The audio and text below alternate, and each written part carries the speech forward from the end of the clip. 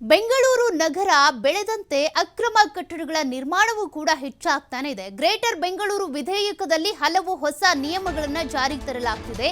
ಅನಧಿಕೃತ ಕಟ್ಟಡ ನಿರ್ಮಾಣ ತಡೆಯೋದಕ್ಕೆ ಅಂತ ಹಲವು ನಿಯಮಗಳ ಜಾರಿಗೆ ಬದ್ಧವಾಗ್ತಾ ಇರೋದು. ಕಟ್ಟಡಕ್ಕೆ ದಾಖಲೆ ಸಲ್ಲಿಸೋದಕ್ಕೆ 10 ದಿನ ಸಮಯಾವಕಾಶವನ್ನ ಕೊಟ್ಟು ನೋಟಿಸ್ ಜಾರಿ ಮಾಡ್ತಾರೆ. ನಿರ್ಮಾಣಕ್ಕೆ ಅನುಮತಿ ಬೇಕು. ಶುಲ್ಕ ಪರಿಷ್ಕರಿಸೋದಕ್ಕೆ ಮುಖ್ಯ ಆಯುಕ್ತರಿಗೆ ಅಧಿಕಾರ ಇರುತ್ತೆ. ಈ ಎಲ್ಲ ನಿಯಮಗಳು ಕೂಡ ಜಾರಿಗೆ ಬರ್ತಾ ಇರೋದು. ಯಾಕೆಂದ್ರೆ ಸಿಲಿಕಾನ್ ಸಿಟಿ ಬೆಂಗಳೂರು ಬೆಳೀತಾ ಇದ್ದಂತೆ ಅಕ್ರಮ ಅನಧಿಕೃತ ಕಟ್ಟಡಗಳು ಕೂಡ ತಲೆ ಎತ್ತಾನೆ ಇವೆ. ಇದೆಲ್ಲದಕ್ಕೂ ಬ್ರೇಕ್ ಹಾಕೋದಕ್ಕೆ ಸೆಕ್ಷನ್ 243ರಲ್ಲಿ ಕಾನೂನು ಬಾಹಿರವಾಗಿ ಕಡ್ಡಾಯವಾಗಿ ತೆರವಿಗೆ ಅವಕಾಶವನ್ನ ಮಾಡಿಕೊಡ್ಲಾಗ್ತಾ ಇದೆ. ಇನ್ನು ಈ ಕಟ್ಟಡ ಮಾರ್ಪಡಿಸೋದಕ್ಕೆ ಸಹ ಸೆಕ್ಷನ್ ಅಂದ್ರೆ ಈ ಕಾಯ್ದೆ ಏನಿದೆ ಅದನ್ನ ಮಾರ್ಪಾಡು ಮಾಡೋದಕ್ಕೆ 243ರಲ್ಲಿ ಅವಕಾಶ ಇದೆ. ನಿರಂತರ ನಿಯಮ ಉಲ್ಲಂಘಿಸಿದ್ರೂ ಕೂಡ ತೆರವಿಗೆ ಆಯುಕ್ತರಿಗೆ ಅಧಿಕಾರ ಇರುತ್ತೆ. ಅಂದ್ರೆ ಅಕ್ರಮ ಕಟ್ಟಡವನ್ನ ನಿರ್ಮಾಣ ಮಾಡಿದ್ದಾರೆ ಅಂತ ಅಂದ್ರೆ ಆ ಕಟ್ಟಡಗಳ ತೆರವಿಗೆ ಅವಕಾಶವನ್ನ ಕೊಟ್ಟಿದೆ ಈಗಾಗಲೇ 243ರಲ್ಲಿ. ಹೀಗಾಗಿ ಯಾರ್ಯಾರು ಅಕ್ರಮ ಕಟ್ಟಡವನ್ನ ನಿರ್ಮಾಣ ಮಾಡಿದ್ದಾರೋ ಆ ತೆರವಿಗೆ ಅಂತ 10 ದಿನಗಳ ಕಾಲ ಅವಕಾಶ ಕೊಡ್ತಾರೆ. ನೋಟಿಸ್ ಕೊಟ್ಟರು ಕೂಡ ಅವರು ನಿಯಮ ಉಲ್ಲಂಘಿಸ್ತಾ ಇದ್ರು ಅಂದ್ರೆ ಅವರ ವಿರುದ್ಧ ಕ್ರಮವಾಗುತ್ತೆ. ಮತ್ತಷ್ಟು ಡೀಟೇಲ್ಸ್ ಕೊಡ್ತಾರೆ ಪ್ರತಿನಿಧಿ ಗಣೇಶ್.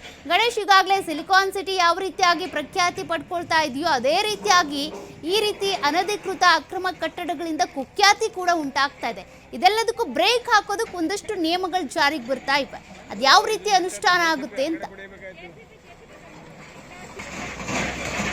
ಬೃಹತ್ ಬೆಂಗಳೂರು ಮಹಾನಗರ ಪಾಲಿಕೆ ವ್ಯಾಪ್ತಿಯಲ್ಲಿ 8 ಝೋನ್ಗಳು ಬರ್ತವೆ. ಈಸ್ಟ್, ವೆಸ್ಟ್, ನಾರ್ತ್, ಸೌತ್ ಹಾಗೂ ಮಹದೇವಪುರ ಝೋನ್ಗಳೇನ್ ಬರ್ತವೆ. ಆ ಝೋನ್ಗಳಲ್ಲಿ ಸಾಕಷ್ಟು ಅಕ್ರಮ ಕಟ್ಟಡಗಳು ಬೆಂಗಳೂರು ಬೆಳೆಯುತ್ತಿದ್ದಂತೆ ನಿಯಮ ಬಾಹಿರವಾಗಿ ಪಾಲಿಕೆಯಿಂದ ಅನುಮತಿಯನ್ನು ಪಡೆದೆ, ಸಂಬಂಧಪಟ್ಟಂತ ಸ್ಥಳೀಯ ಆಡಳಿತದ ಅನುಮತಿಯನ್ನು ಪಡೆಯದೇನೆ ಕಟ್ಟಡಗಳ ನಿರ್ಮಾಣ ಆಗ್ತಾ ಇತ್ತು. ಅದರಿಂದ ಅನಾಹುತಗಳು ಆಗ್ತಾ ಇತ್ತು. ಮುಖ್ಯವಾಗಿ ಬಿಲ್ಡಿಂಗ್ ಡೆಮಾಲಿಷನ್ ಆಗುವಂತದ್ದು, ಅಂದ್ರೆ ಬಿಲ್ಡಿಂಗ್ ಕೊಲ್ಯಾಪ್ಸ್ ಆಗುವಂತದ್ದು, ಬಹುಮಹಡಿ ಕಟ್ಟಡಗಳು ಕುಸಿತವಾಗುವಂತದ್ದು, ಅದರಿಂದ ಸಾವು ನೋವುಗಳು ಸಂಭವಿಸುವಂತಹ ಘಟನೆಗಳಿದೆ. ಇತ್ತೀಚೆಗೆ ಮಹದೇವಪುರ ವಲಯದ ಏನು ಬಾಬುಸಾಬ್ ಪಾಳ್ಯದಲ್ಲೂ ಕೂಡ ಬಹುಮಹಡಿ ಕಟ್ಟಡ ಕುಸಿತಕ್ಕೊಳಗಾಗಿತ್ತು. 8 ಮಂದಿ ಕಾರ್ಮಿಕರು ಸೇರಿದಂತೆ ಎಲ್ಲರೂ ಕೂಡ ಸಾವನ್ನಪ್ಪಿದ್ರು. ಹಾಗಾಗಿ ಅದಾದ ಬಳಿಕ ಸರ್ಕಾರ ಒಂದು ದಿಟ್ಟ ಹೆಜ್ಜೆಯನ್ನು ಇಡ್ತಾ ಇದೆ. ಎಲ್ಲೆಲ್ಲಿ ಅಕ್ರಮ ಕಟ್ಟಡಗಳಿದೆ, ಯಾವ್ಯಾವ ವಲಯದಲ್ಲಿ ಎಷ್ಟು ಅಕ್ರಮ ಕಟ್ಟಡಗಳಿದೆ ಅದೆಲ್ಲವನ್ನು ಕೂಡ ಪತ್ತೆ ಮಾಡಬೇಕು, ಅದನ್ನ ಸರ್ಕಾರಕ್ಕೆ ವರದಿಯನ್ನು ಸಲ್ಲಿಸಬೇಕು ಅಂತ ಹೇಳಿ ಸ್ವತಃ ಸಿಎಂ ಸಿದ್ದರಾಮಯ್ಯನವರು ಕೂಡ ಸೂಚನೆ ನೀಡಿದ್ರು.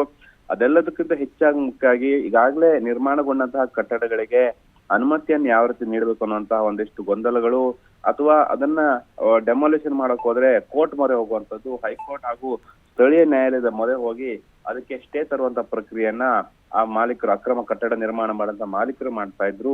ಎಲ್ಲ ಒಂದು ರೀತಿಯಲ್ಲಿ ಪಾಲಿಕೆ ಅಧಿಕಾರಿಗಳಿಗೆ ಕ್ರಮ ಕೈಗೊಳ್ಳಿಕ್ಕೆ ಸಾಧ್ಯವಾಗ್ತಿರ್ಲಿಲ್ಲ.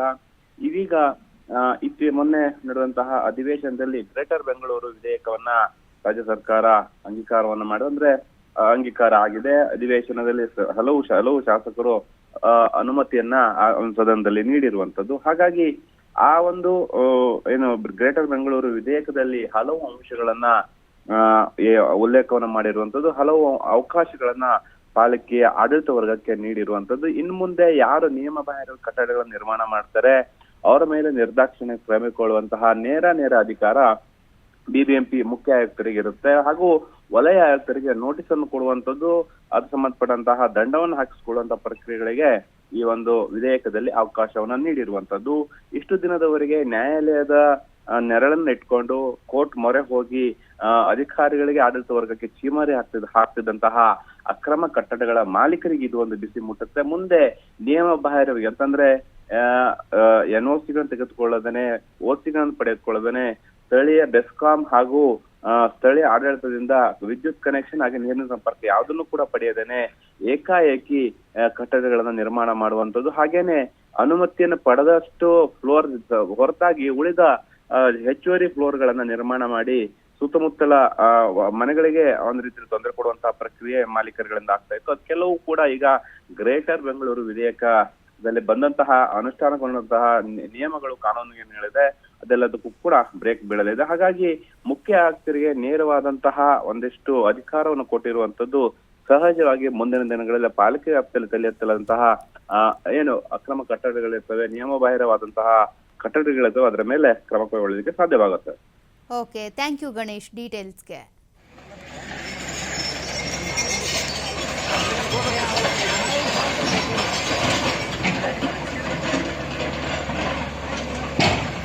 ಅಪ್ಲೋಡ್ ಮಾಡಿ